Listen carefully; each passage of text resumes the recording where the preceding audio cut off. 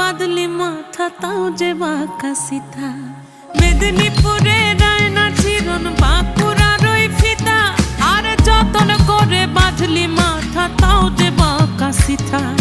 পেছ পাড়িয়া রাজগো